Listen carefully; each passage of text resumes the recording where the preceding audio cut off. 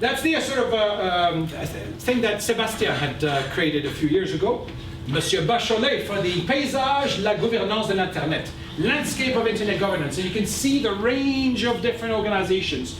You've got standards organizations, regulators, think tanks, users, very important, Internet users. You've got, what's this side? Internet service providers.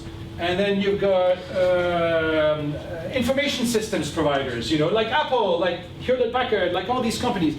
And all of that is like a whole huge ecosystem of organizations that sometimes work together, sometimes work against each other. Next one. May I give you one more. Inside. This one, it was built, my dream was to have that done for each country. And you have at the middle, the oval at the middle, it's for France. I have done it for Italy, but I stopped, it was too much country. And then I didn't find the right tool. The second ring was for Europe, and the last ring is for the world. That's the worldwide company, the European company, and the French company. And if we could have done that for each country and each continent, it would have been great, but it's just one for France. When did you do this one? Not long ago. You want to show that it's a fossil like you. What does it say, 2006? You want to show there is an open like you. Well, yeah, of course. Only he has the beard, I don't have. When? 1941? 1941. You're right. Actually, says 2006. So, Raul, thank you. Short by. 2006. Before the Action meeting in Paris, and I have done a new release in 2008. And it's interesting because, of course, this has now become even more crowded. So I don't know if you could still do this. Maybe you'd have to do it in 3D, and you can sort of explore it in 3D with technology that you can have today. Next one. So this is one that the Internet Society has put together. How many of you have seen this one? Oh, the great majority. Oh, that's cool. So I don't think we need to spend too much time on this then. So it's got the different parts, you know, open standards development, education, capacity building, all the users, all the stuff on the top like ICANN. And the interesting thing about this is that the majority of these processes, well, in the ones that are really hands-on are multi-stakeholder in scope. You can have this online, you don't need to take a picture. So, whoa, where are we? We're back. Next, please. All right, so let's go into the whole ecosystem. The various key organizations, I'm going to take you through a few of them. Next one. The Internet Society. You all know the Internet Society? Who hasn't? No, let's do the other one. Who has not heard of the Internet Society? Eduardo is the chair of the Chapter Advisory Council Steering Committee. Thank you, Eduardo. Mr. Pumpkin?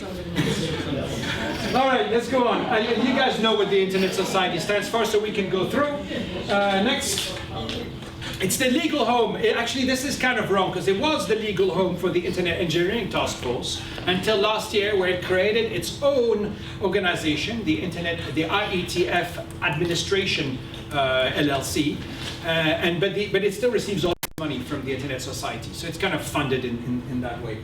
The vision, of course, the Internet is for everyone. You know the mission. Let's move on. I think we know all this stuff. There's chapters all over the world. You can probably see yours, or maybe not. More than 120 chapters. They've created another map of chapters which doesn't show at all on a screen, so I had to use this one.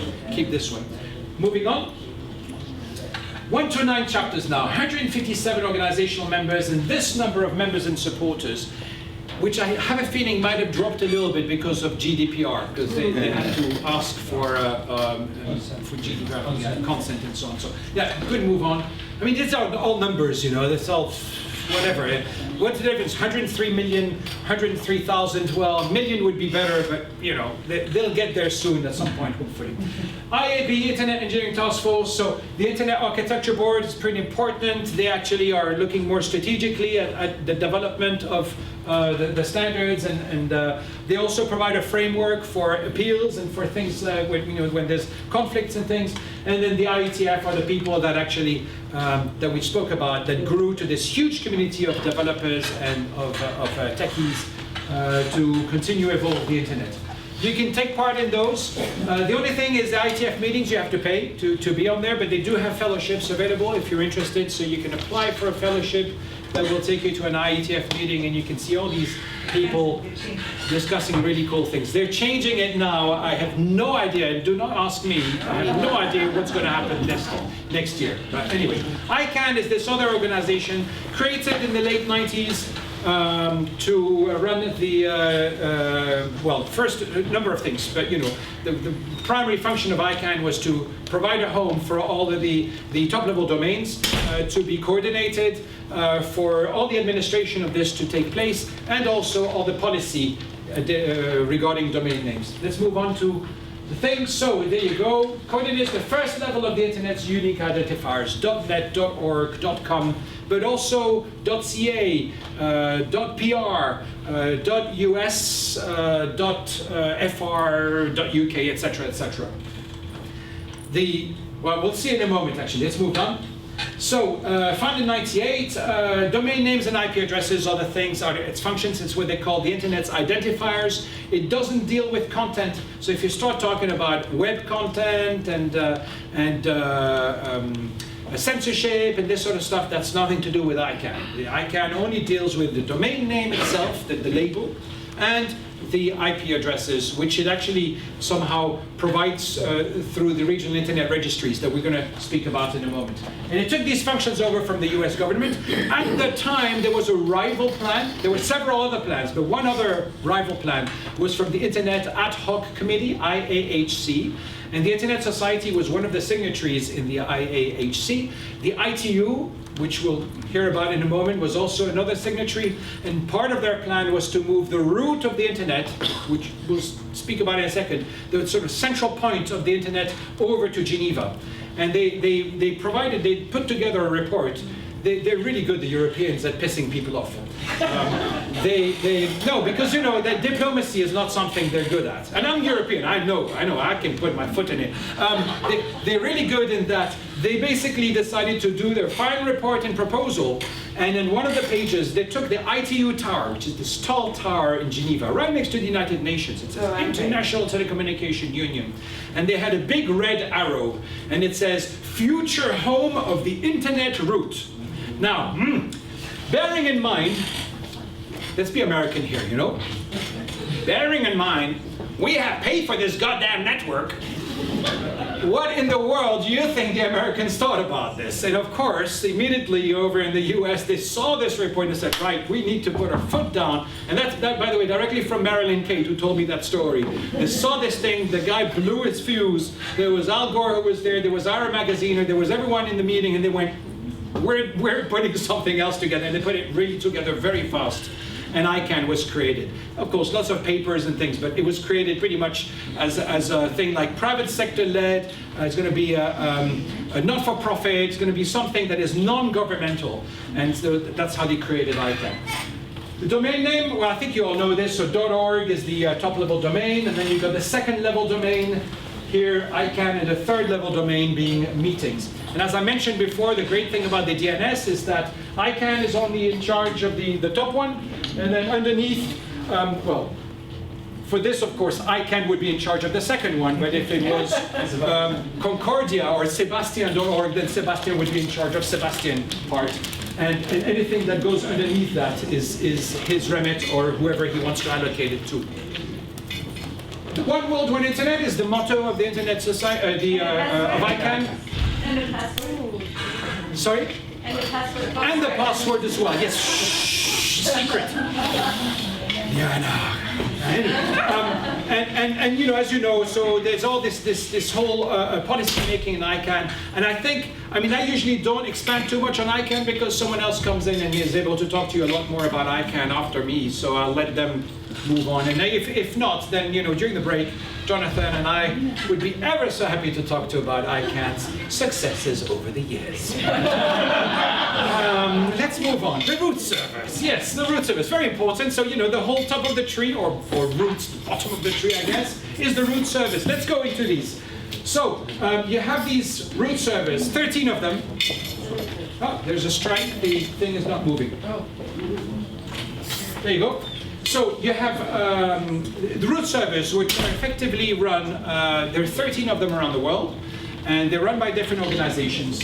And they are the base part of the tree that will point you to the different domains that are carried in the route.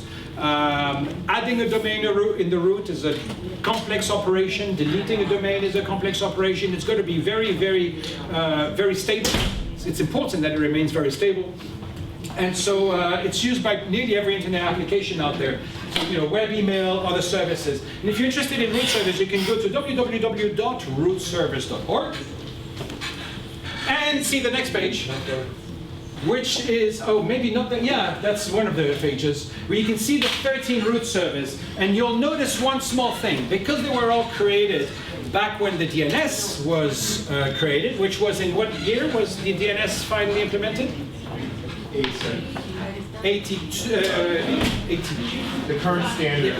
86, correct, yes. I forgot to mention that. There was a day when they went from the old system to the new system, and they pressed a button, and very the same thing as when they went from the NCP to TCP/IP, they also switched over to the DNS, about 86. And I know that for a couple of years you still had .ARPA for those people that were still stuck in the old system. I wanted to put a point of clarification. There are more than 13 root servers. There are 13 root server groups, and the element is special. Next slide. Okay, so you see the 13. 1,018 instances of root servers. That's correct. Yeah, because if you go back one slide, just we'll go back to this, you'll see the different ones, A, B, C, D, F, all the way down to L, I think it is. This one. And L, M. Oh, there's M as well. Okay. M. I can't count.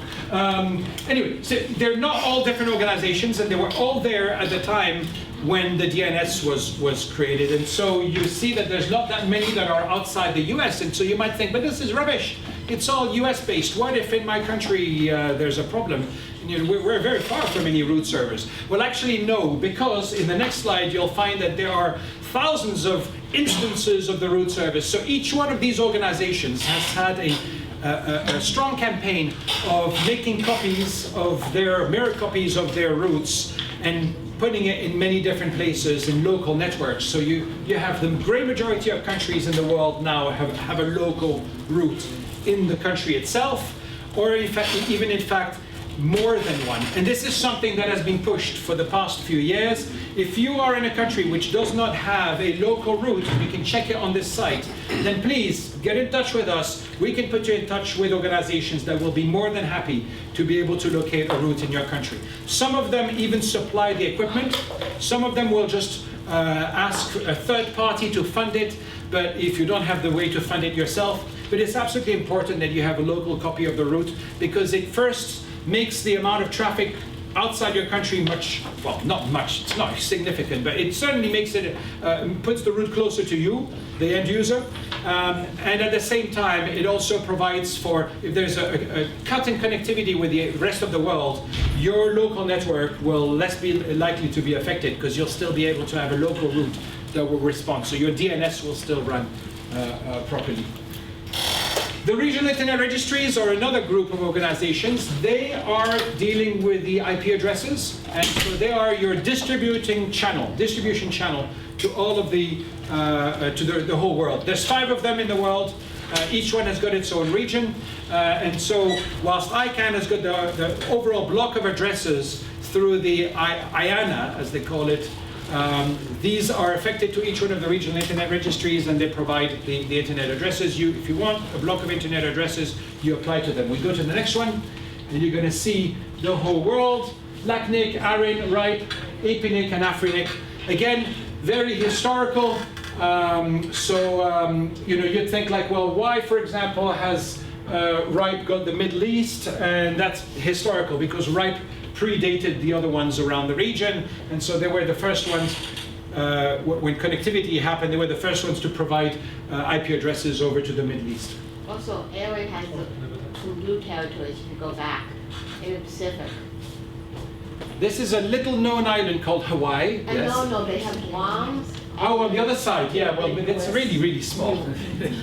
So, I mean, of course, territories, of course, you've got, which is interesting. And it's interesting, actually, because I think that Martinique, which is a French territory in the European region, actually gets its IP addresses from ARIN and not from RIPE. So it's a little bit messed up in some way. And that again is maybe the people that started the internet service in a specific country came from the US or learned their trade in the US, and they just got the IP addresses from the US base to start with. Next one.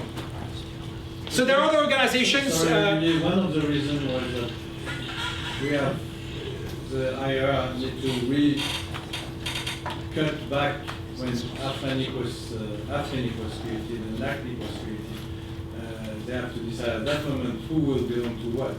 And the difference from ICANN is really national based.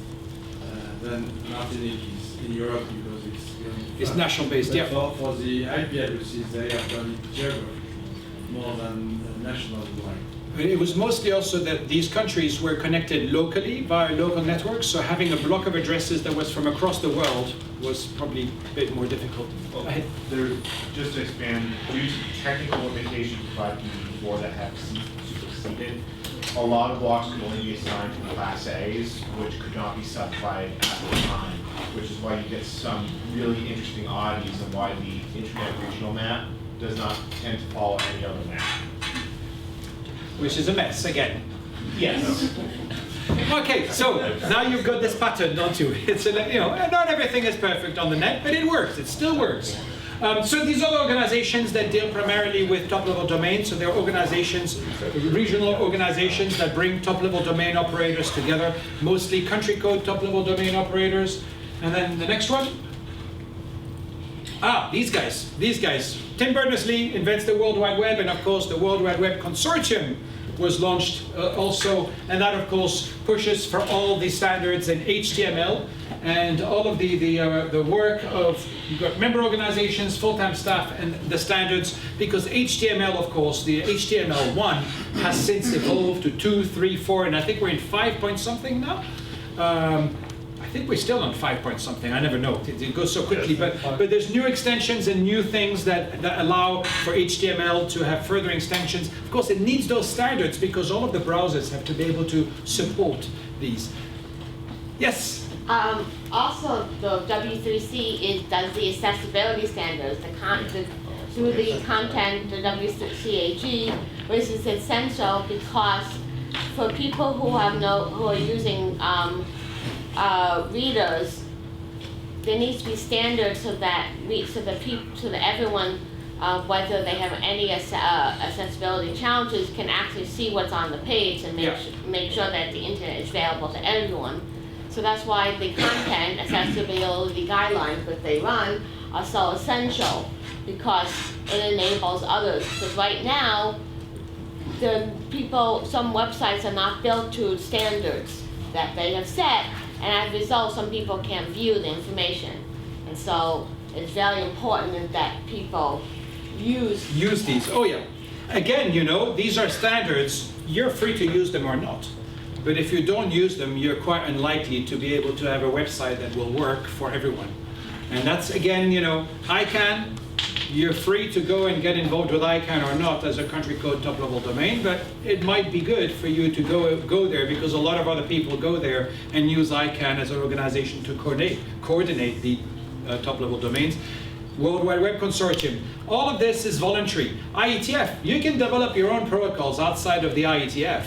But I don't have a clue how you're going to get others to be able to use your protocols if you don't go to the IETF to share them with everyone. So anyway, this is a really important mission. Now we've got the ITU, the famous International Telecommunication Union, created in 1880 something.